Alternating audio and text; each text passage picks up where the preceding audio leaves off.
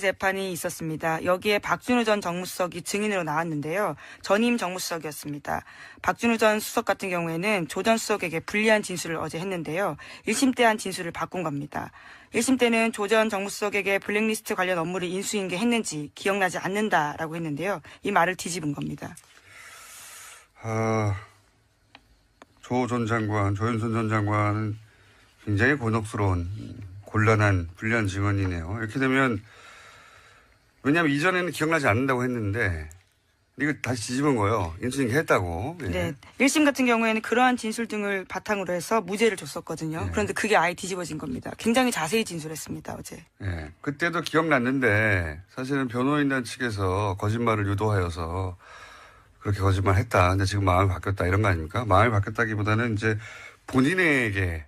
예, 검찰 수사를 받고 있는 상황이거든요. 예, 본인에게 이 혐의가 오게 될 경우에 이제 어떻게 합니까? 자기가 벗어나야 되는데, 여하간 조 전 장관은, 예, 석방됐는데, 예, 굉장히 불리하게 됐습니다. 네, 시기와 장소, 워딩까지 굉장히 자세하게 이야기했습니다. 좌파단체 배제와 우파단체 지원은 박근혜 대통령과 김기춘 비서실장이 관심이 있는 사안이기 때문에 챙겨야 한다. 이렇게까지 말했다고 합니다. 자, 시간이 거의 다 됐기 때문에 이제 제목 체크하고 넘어갈까요? 네, 신임 대법관 후보로 두 사람이 제청됐는데요. 안철상 대전지방 법원장과 민유숙 서울고법 부장판사입니다. 이제까지 서울대 50대 남성으로 획일화됐던 대법원 구성에서 탈피해서 다양화가 시도됐다라는 평가받고 있습니다. 비서울대 출신 여성 법관 그리고 소위 이제 엘리트 코스로 가는 법원 행정처 거치지 않은 네. 그런 의미에서 파격이다. 예, 평가를 받고 있고요. 다음은요. 네, 국민의당과 바른정당 정책연대 협의체가 오늘 첫 회의를 엽니다. 바른정당 유승민 대표 같은 경우에는 또 자유한국당과 통합하지 않겠다라고 선을 그었고요. 하지만 국민의당 내에서는 반대파의 반발이 갈수록 거세지고 있습니다. 지금 이제 이 앞에는 바른정당이 그렇게 분당이 됐고 혹시 국민의당도 그런 길을 걸을까 싶어서 예. 정당 관련해서는 인수가 계속 나오고 있습니다. 네. 자, 오늘 여기까지. 네, 국정원이 2013년 검찰의 대선 개입 수사를 막으려고 원세훈 전 원장의 개인 비리를 들이밀었다라는 한겨레 신문에 오늘 아침 보도가 있습니다. 그러면서 댓글 사건 수사를 중단시켜야 한다라는 보고서를 작성했다라는 건데요. 그러니까 국정원은 검찰 수사가 한참 진행되던 2013년 4월 달에 수사 무마를 위한 하나의 전략을 짰다라고 합니다. 검찰도 체면이 있기 때문에 원전 원장을 구속되긴 해줘야 되는데 그것이 개인 비리여야 한다라는 건데요. 일종의 빅딜을 해야 된다라는 보고서 내용이 있다고 합니다. 네, 국정원은 이런 곳이에요. 국정원장을 했던 사람 아닙니까? 그 사람인데도 국정원이 살려고, 그러니까 국정원 댓글 수사는 하지 말고, 그래도 이제 검찰이 이렇게 나섰는데, 뭐 먹을 건 줘야 되지 않냐. 그러니까 개인 비리로 잡아가라. 이런 딜을 국정원이 기획해서, 예. 그러니까 국정원장, 예를 들어서 개인 비리들 캐고 있던 걸 가지고 이거 줄 테니까, 국정원이 관여된 댓글 공작은 놔주고 검찰에게 그냥 개인 비리로 구속시켜라. 그럼 니네 면도 살고. 네, 물론 그런 의사를 간접적으로 전달했는데 결과적으로 성사되지 않았다라고 해당 신문은 보도하고 있는데요. 소위 속죄한 카드라는 워딩이요. 보고서에 있다고 합니다. 이때 당시 최동욱 총장과 그다음 윤석열 수사팀장이요. 네, 지검장 두 양반이 이런 걸 안 받은 거죠. 예. 그래서, 대신 그 두 양반이 날아간 거죠. 근데 국정원은 국정원장이었던 사람도, 예, 이렇게 써먹는 거죠. 쓰고버리는 카드로. 국정원이 그런 곳입니다. 자, 다음 뉴스는요? 네, 2012년, 2013년 경찰의 국정원 댓글 사건 수사 당시에 수사 정보를 국정원 쪽에 흘려준 의혹을 받고 있는 김병찬 서울 용산경찰서장이 있습니다. 어제 검찰에 출석했는데요. 출석에 앞서서 취재진들과 만나서 이렇게 이야기했습니다. 자신이 당시에 국정원 관계자와 연락을 주고받은 건 사실이지만 다 업무상 필요에 의해서 통화한 거다라고 주장하고 있습니다.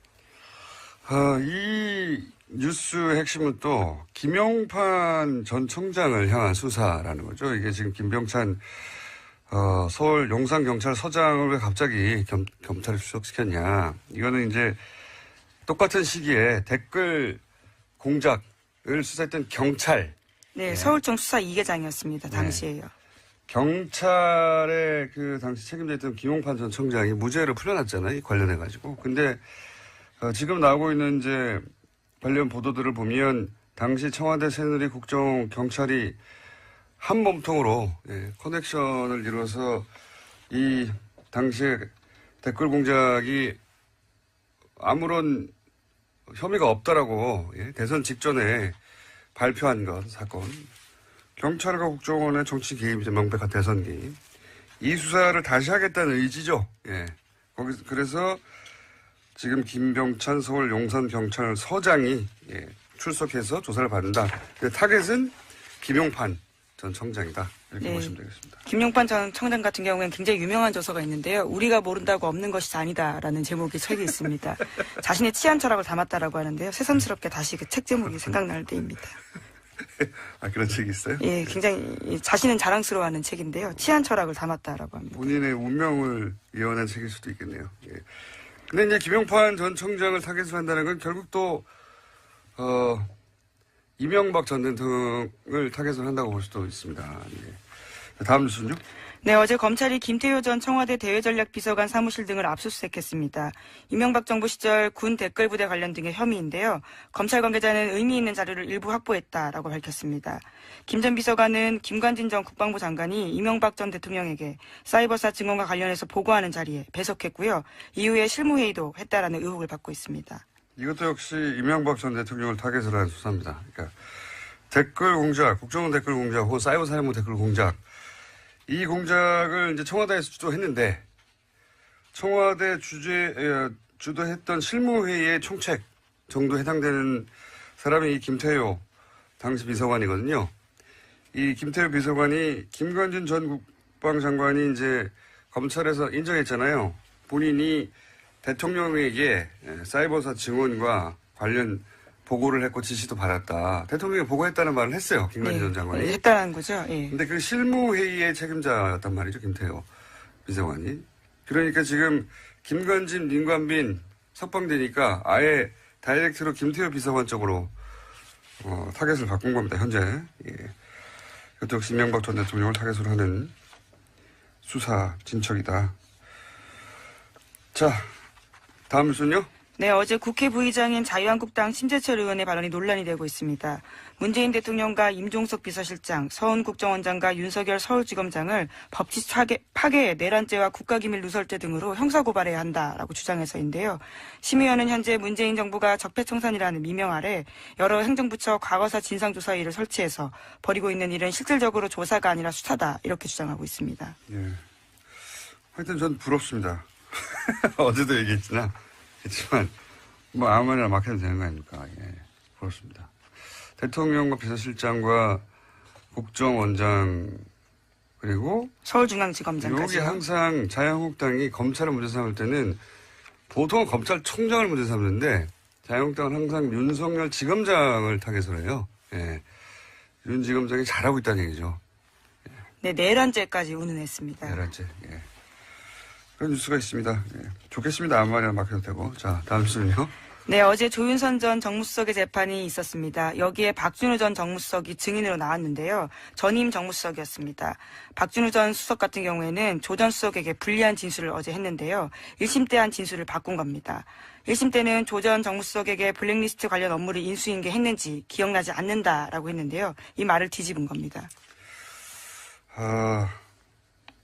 조 전 장관, 조윤선 전 장관은 굉장히 곤혹스러운, 곤란한, 불리한 증언이네요. 이렇게 되면, 왜냐하면 이전에는 기억나지 않는다고 했는데, 이거 다시 뒤집은 거예요. 인수인계 했다고. 예. 네. 1심 같은 경우에는 그러한 진술 등을 바탕으로 해서 무죄를 줬었거든요. 예. 그런데 그게 아예 뒤집어진 겁니다. 굉장히 자세히 진술했습니다, 어제. 예. 그때도 기억났는데, 사실은 변호인단 측에서 거짓말을 유도하여서 그렇게 거짓말 했다. 근데 지금 마음이 바뀌었다. 이런 거 아닙니까? 마음이 바뀌었다기보다는 이제 본인에게 예, 검찰 수사를 받고 있는 상황이거든요. 본인에게 이 혐의가 오게 될 경우에 이제 어떻게 합니까? 자기가 벗어나야 되는데 여하간 조 전 장관은 석방됐는데 굉장히 불리하게 됐습니다. 네, 시기와 장소, 워딩까지 굉장히 자세하게 이야기했습니다. 좌파단체 배제와 우파단체 지원은 박근혜 대통령과 김기춘 비서실장이 관심이 있는 사안이기 때문에 챙겨야 한다. 이렇게까지 말했다고 합니다.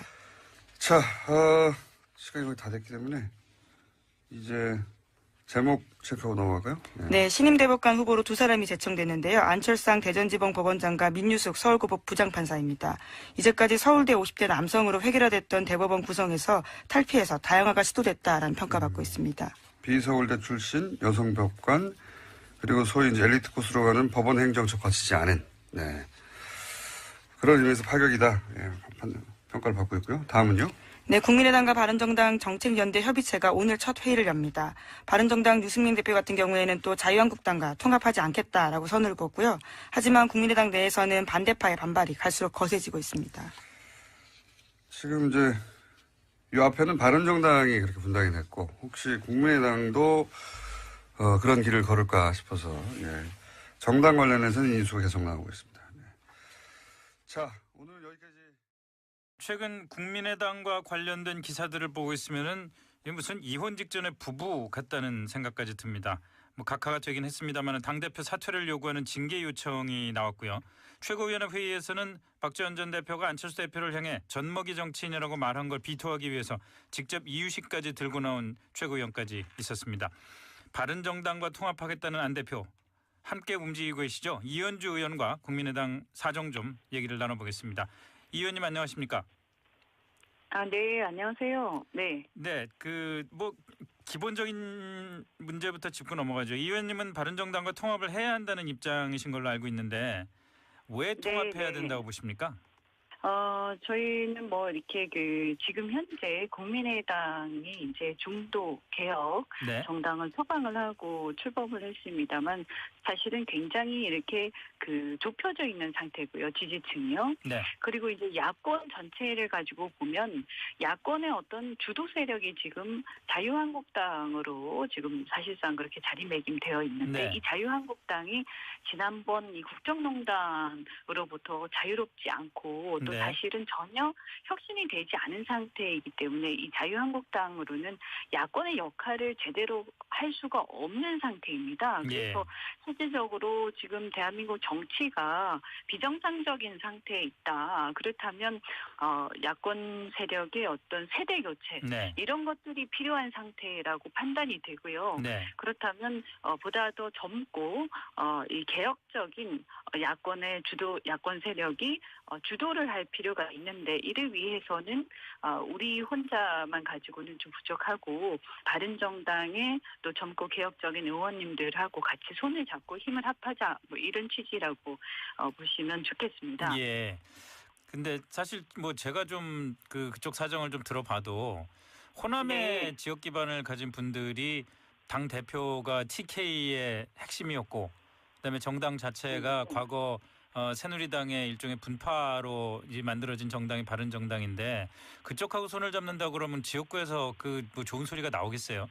네, 호남 내부도 이제 좀 많이 다른 것 같습니다. 그러니까 이 정치권에 직접 어떤 관계되어 있으신 분하고 또 그냥 일반 민심은 조금은 다르다 이렇게 말씀을 드리고요. 그다음에 그 지역 문제에 대해서는 우리 당의 창당 정신이 지역주의를 극복하자 이런 거였는데 사실은 어떤 영남이니 호남이니 하는 얘기는 그야말로 그렇다면 처음에 얘기했던 안철수의 새정치 이거하고 너무나 다른 방향으로 가고 있기 때문에 그러면 그것은 사실 우리가 반성해야 될 부분이라고 생각을 하고요. 그다음에 다른 어떤 국정농단 부분인데 사실 바른정당 의원들이야말로 그 당 안에서 탄핵에 찬성하고 지금까지 다른 사람들이 다 현실과 타협을 해도 끝까지 자기의 소신을 지키시는 분들이기 때문에 그 정도면 충분히 함께 할 수 있다. 그리고 우리가 국민 통합을 하자라고 하면서 그런 분들, 그런 개혁적인 분들하고 함께 하지 못한다면 어떻게 국민 통합을 내세울 수 있겠냐 이렇게 보고 있습니다. 네. 근데 지난번에 한 인터뷰 보면은 의원께서 물론 분당될 가능성은 높지 않다라는 걸 전제로 말씀을 하셨지만 호남 중진들을 향해서 소신이 중요하다면은 보내드려야 하지 않겠냐 이런 말씀을 하셨더라고요. 이거는 바른정당과의 통합을 위해서는 호남 중진들 반대하는 호남 중진들과 이별을 하는 것도 감수해야 된다 이런 의지로 봐도 되겠습니까? 그때 당시에 그 일부 이제 그 중진들 어르신들께서 뭐 20명을 규합해서 탈당을 불사하겠다 막 이렇게 네. 일종의 이제 저희들을 겁박을 했었는데요. 그렇다면 이제 그렇게까지 나오신다고 한다면 사실 우리가 말리는데 한계가 있을 수밖에 없지 않겠냐 뭐 네. 이런 취지고요.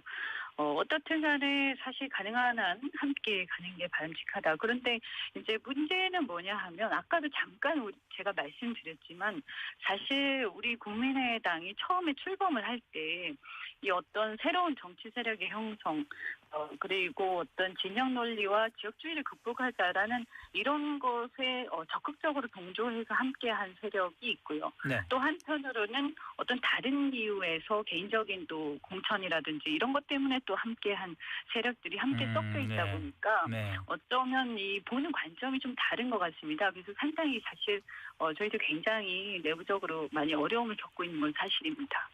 그 말씀은 어떤 그 바른정당과 통합뿐만이 아니라 어떤 당의 설립 취지를 그 순수하게 지키기 위해서는 그 취지에 맞지 않는 분들은 같이 하기 좀 힘들 수도 있겠다라는 아니 뉘앙스를 이제 들리는데요. 저는 그분들도 예. 사실은 당의 설립 취지 그리고 그것을 보고 국민들이 우리를 지지했던 것 그러니까 안철수 대표를 지난 대선 때도 지지했던 것 아니겠습니까? 예. 그렇다면 이제는 초심으로 좀 돌아갈 필요가 있다. 그래서 바른정당 통합을 하든 안 하든 저는 이 당의 어떤 쇄신 운동이 좀 필요하다 이렇게 생각합니다. 아, 예. 근데 이 지금 바른정당과의 통합과 관련된 이 논란의 기저에는 또 이런 게 깔려 있는 것 같더라고요. 호남 중진들이 안철수 대표의 지도력, 리더십에 대해서 좀 불신을 많이 갖고 있는 것 아닌가. 네. 이 의원께서 보시기에는 안철수 리더십 어떻게 보십니까? 네.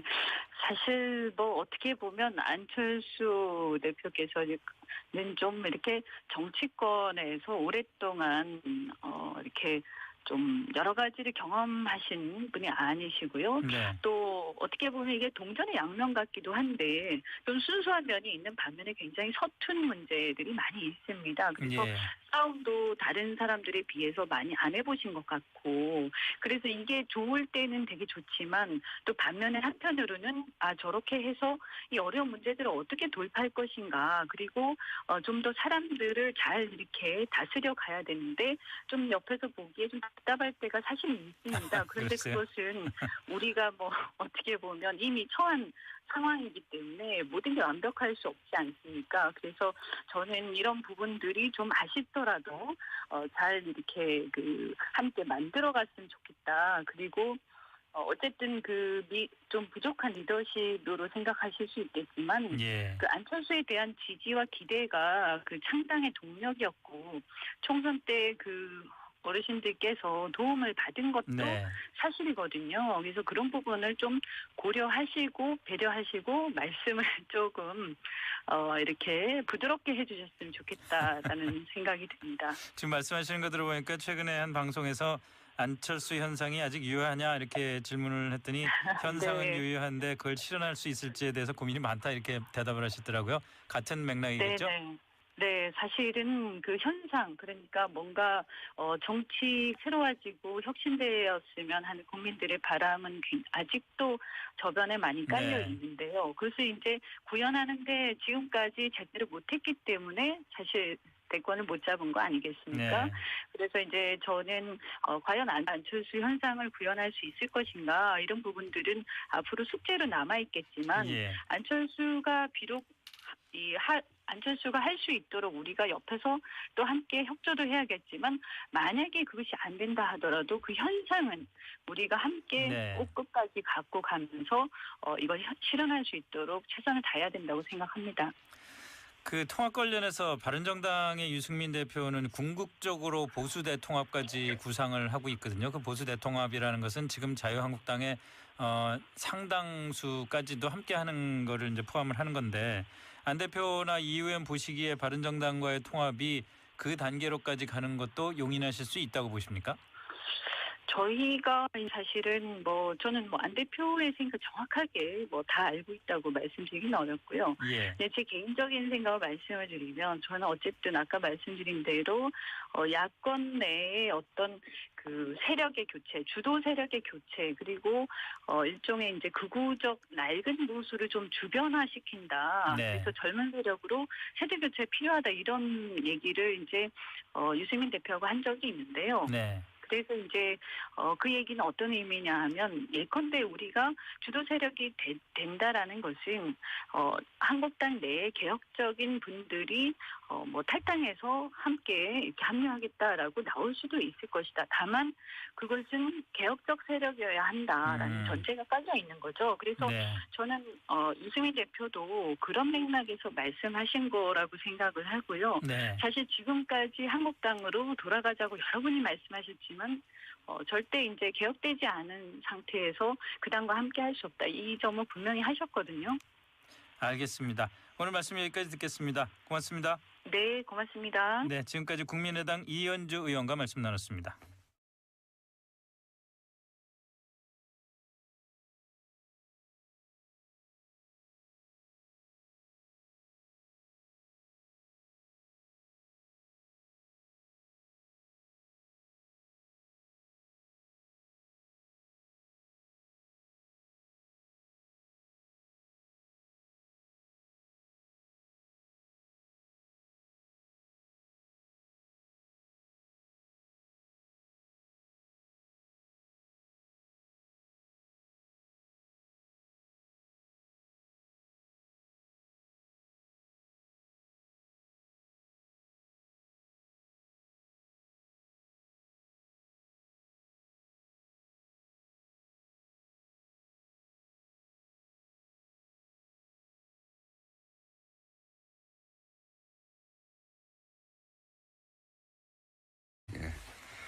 그런 뉴스가 있습니다. 예. 좋겠습니다. 아무 말이나 맡겨도 되고. 자, 다음 뉴스는요.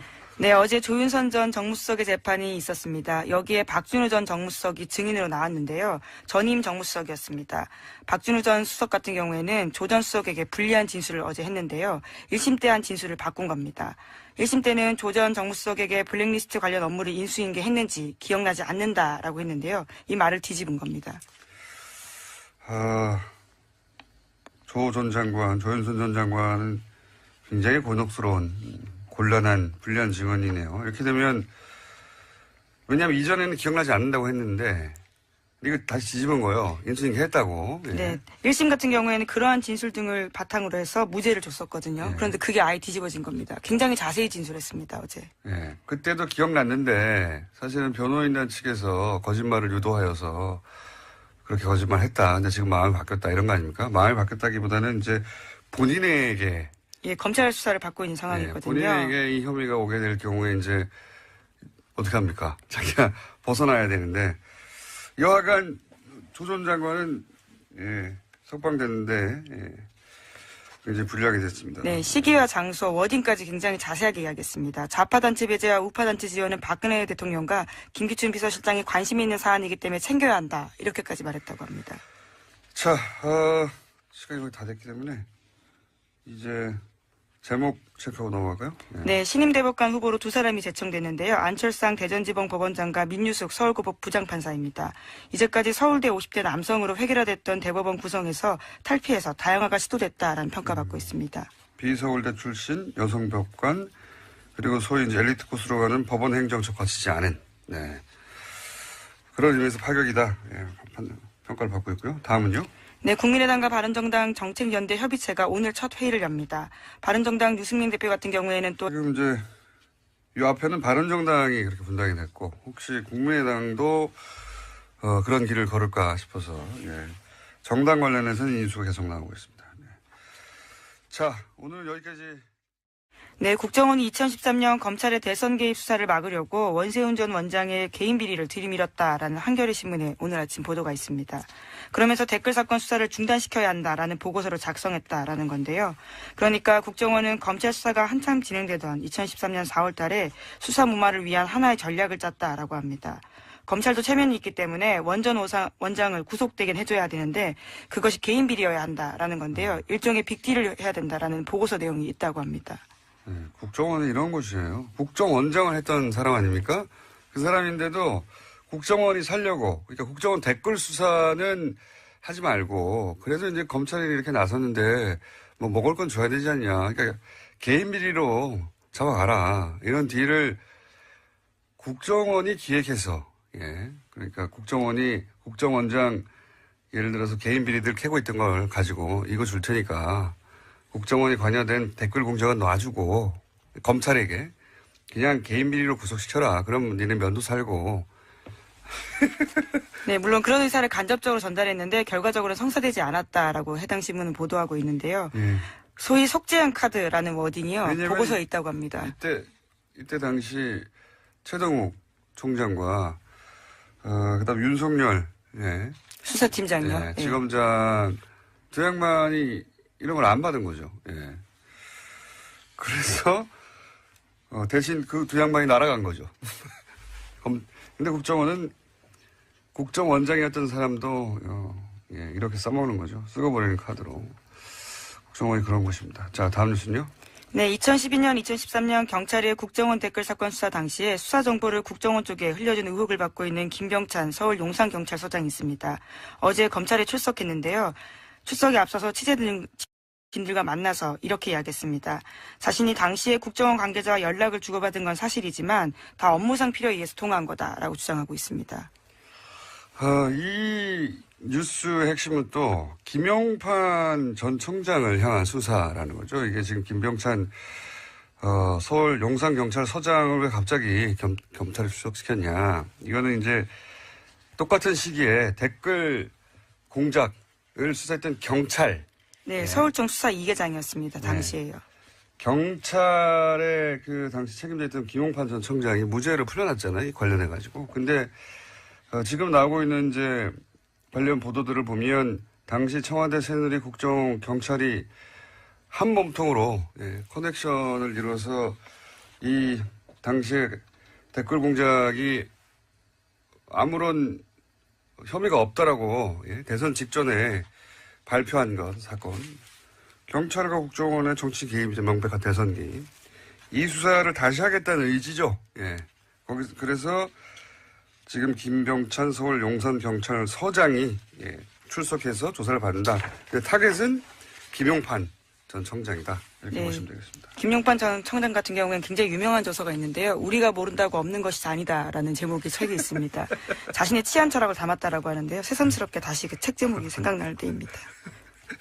아, 그런 책이 있어요? 예, 굉장히 자신은 자랑스러워하는 책인데요. 치안 철학을 담았다라고 합니다. 본인의 운명을 예언한 책일 수도 있겠네요. 예. 근데 이제 김용판 전 청장을 타겟으로 한다는 건 결국 또 이명박 전 대통령을 타겟으로 한다고 볼 수도 있습니다. 예. 다음 뉴스는요? 네, 어제 검찰이 김태효 전 청와대 대외전략비서관 사무실 등을 압수수색했습니다. 이명박 정부 시절 군 댓글부대 관련 등의 혐의인데요. 검찰 관계자는 의미 있는 자료를 일부 확보했다라고 밝혔습니다. 김 전 비서관은 김관진 전 국방부 장관이 이명박 전 대통령에게 사이버사 증언과 관련해서 보고하는 자리에 배석했고요. 이후에 실무회의도 했다라는 의혹을 받고 있습니다. 이것도 역시 이명박 전 대통령을 타겟으로 한 수사입니다. 그러니까 댓글 공작, 국정원 댓글 공작 혹은 사이버 사령부 댓글 공작.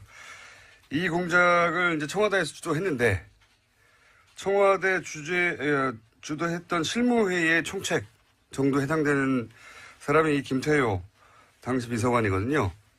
이 김태효 비서관이 김관진 전 국방장관이 이제 검찰에서 인정했잖아요. 본인이 대통령에게 사이버사 증언과 관련 보고를 했고 지시도 받았다. 대통령이 보고했다는 말을 했어요. 김관진 전 장관이. 했다는 거죠. 예. 근데 그 실무회의의 책임자였단 말이죠. 김태효 비서관이. 그러니까 지금 김관진, 민관빈 석방되니까 아예 다이렉트로 김태효 비서관 쪽으로 타겟을 바꾼 겁니다. 현재. 예. 이것도 역시 이명박 전 대통령을 타겟으로 하는 수사 진척이다. 자, 다음 뉴스는요? 네, 어제 국회 부의장인 자유한국당 심재철 의원의 발언이 논란이 되고 있습니다. 문재인 대통령과 임종석 비서실장, 서훈 국정원장과 윤석열 서울지검장을 법치 파괴, 내란죄와 국가기밀 누설죄 등으로 형사고발해야 한다라고 주장해서인데요. 심의원은 현재 문재인 정부가 적폐청산이라는 미명 아래 여러 행정부처 과거사 진상조사위를 설치해서 벌이고 있는 일은 실질적으로 조사가 아니라 수사다 이렇게 주장하고 있습니다. 예. 하여튼 전 부럽습니다.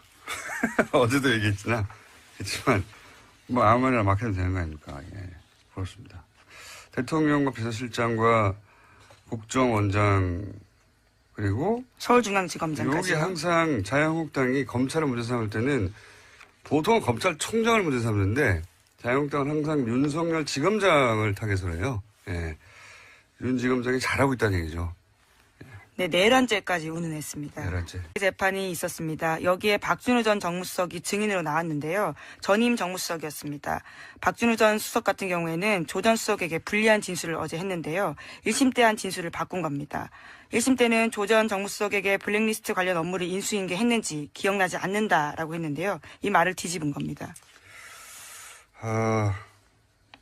조 전 장관, 조윤선 전 장관은 굉장히 곤혹스러운 곤란한 불리한 증언이네요. 이렇게 되면 왜냐하면 이전에는 기억나지 않는다고 했는데 이거 다시 뒤집은 거예요. 인수인계 했다고. 예. 네. 1심 같은 경우에는 그러한 진술 등을 바탕으로 해서 무죄를 줬었거든요. 예. 그런데 그게 아예 뒤집어진 겁니다. 굉장히 자세히 진술했습니다. 어제. 예. 그때도 기억났는데 사실은 변호인단 측에서 거짓말을 유도하여서 그렇게 거짓말했다. 근데 지금 마음이 바뀌었다 이런 거 아닙니까? 마음이 바뀌었다기보다는 이제 본인에게 예, 검찰 수사를 받고 있는 상황이거든요. 본인에게 이 혐의가 오게 될 경우에 이제 어떻게 합니까? 자기가 벗어나야 되는데 여하간 조 전 장관은 석방됐는데 굉장히 불리하게 됐습니다. 네, 시기와 장소, 워딩까지 굉장히 자세하게 이야기했습니다. 좌파단체 배제와 우파단체 지원은 박근혜 대통령과 김기춘 비서실장이 관심이 있는 사안이기 때문에 챙겨야 한다. 이렇게까지 말했다고 합니다.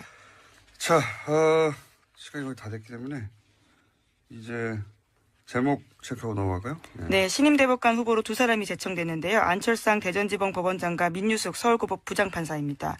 이제까지 서울대 50대 남성으로 획일화됐던 대법원 구성에서 탈피해서 다양화가 시도됐다라는 평가받고 있습니다. 비서울대 출신 여성 법관 그리고 소위 이제 엘리트 코스로 가는 법원 행정처 거치지 않은 그런 의미에서 파격이다. 평가를 받고 있고요. 다음은요. 네, 국민의당과 바른정당 정책연대 협의체가 오늘 첫 회의를 엽니다.